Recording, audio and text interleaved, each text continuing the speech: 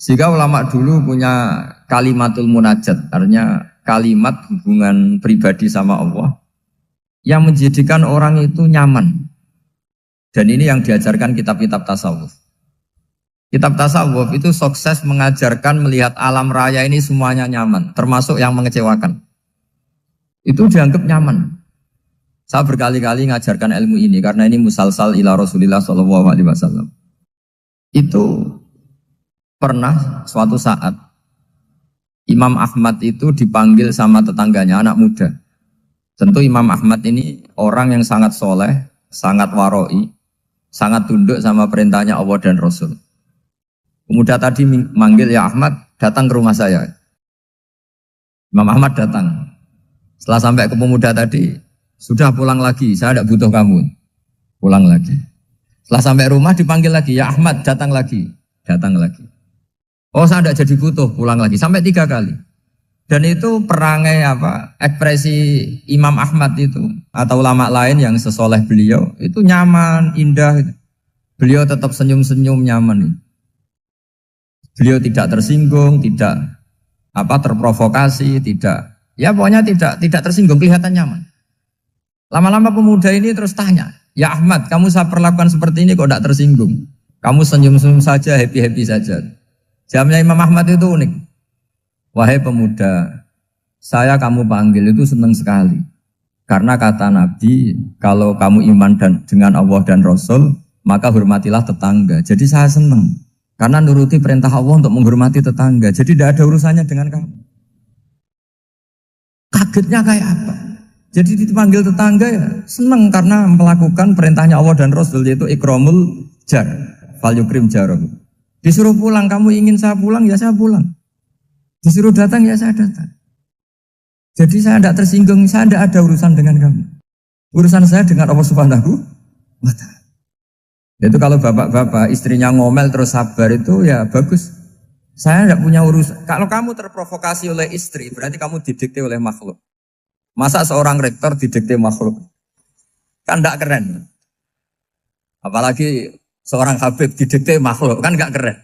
Yang bisa mendikte kita hanya Allah Subhanahu wa Ta'ala. Dan Allah mendikte kita, mengajarkan kita wa ashiruhunna bil ma'ruf fa in karihtuhunna fa asa an takrahu shay'a wa yaj'alallahu fihi khairan katsira. Jadi cara melihat istri kita bawel gitu atau cerewet, alhamdulillah ini ada pahala tanpa modal, cukup sabar. Kalau istri kamu sedang mesra, malah mintanya ke mall, malah biayanya tinggi. Murah mana dapat pahala dimarahin sama saat mesra minta ke mall? Milih yang pertama kan? Nah ya itu tidak usah modal. Ya gitu aja. Jadi kalau istri sedang marah bawel, anggap saja ini rezeki. Dapat pahala tanpa apa? Biaya. Nah, kalau pas rukun malah nantang ke mall, biayanya malah tinggi. Jadi ulama dulu itu melihat dunia itu happy. Pernah Imam Syafi'i dikasih tahu, orang yang tadi nyium tangan kamu ya, itu di rumah menghujat Anda. Jadi dia sopan hanya di depan Anda, kalau di luar menghujat Anda. Jawabnya Imam Syafi'i lucu. Ya baguslah.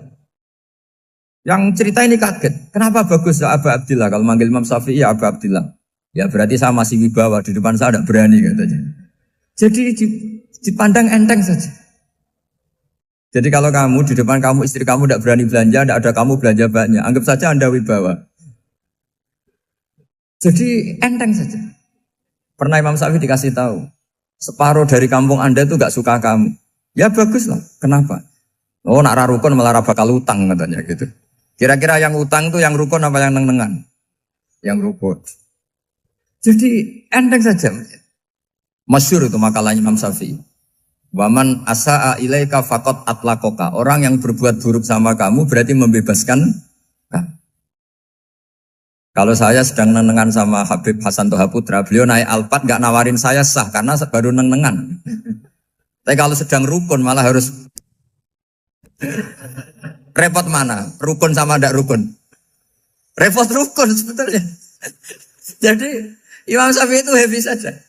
Kalau sedang rukun sama tetangga ya dianggap rukun itu satu kenikmatan.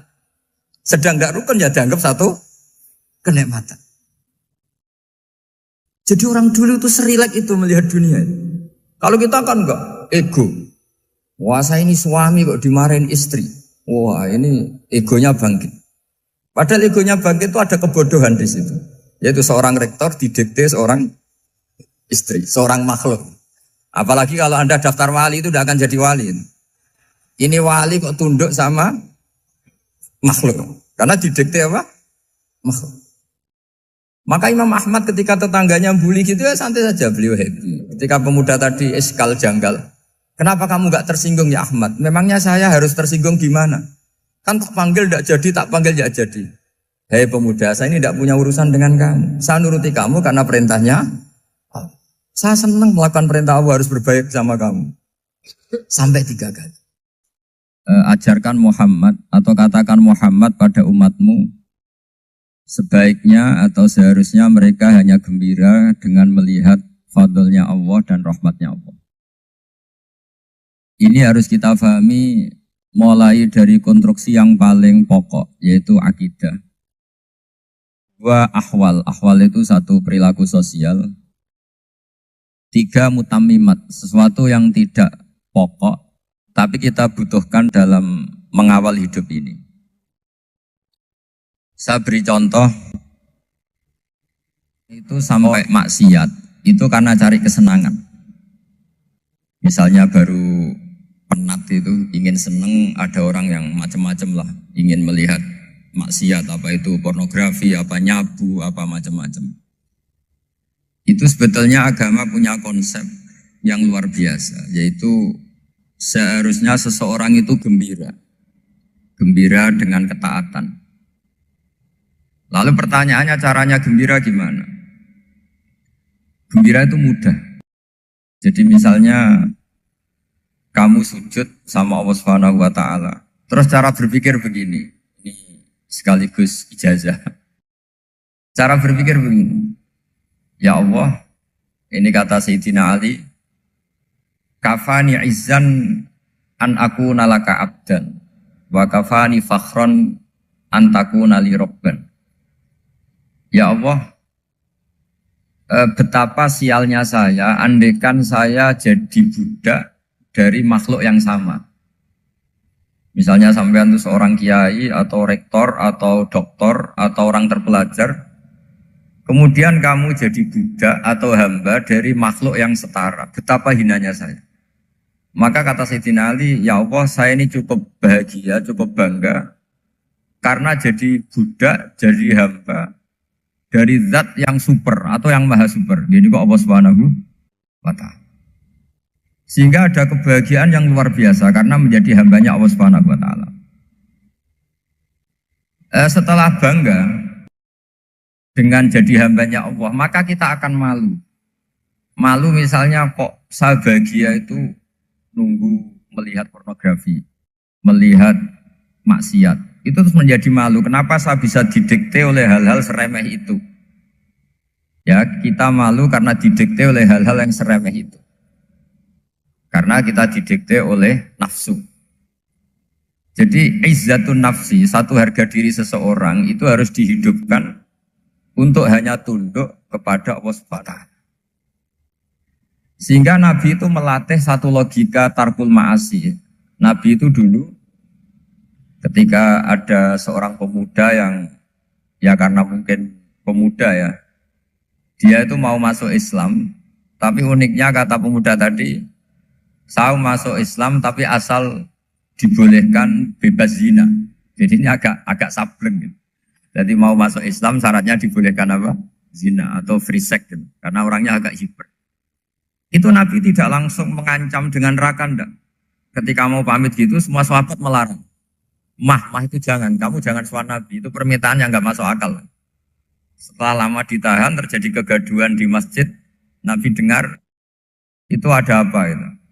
Itu ada pemuda yang mau masuk Islam tapi yasta'dzinuhu fi zina, tapi mereka minta izin Nabi untuk tetap boleh zina. Kata Nabi, pemuda itu suruh masuk, suruh menghadap saya. Ketika menghadap Nabi, saya ulang lagi ketika menghadap Nabi. Nabi mengajarinya itu luar biasa. Nabi tidak langsung mengancam dengan neraka atau dengan azab tunda.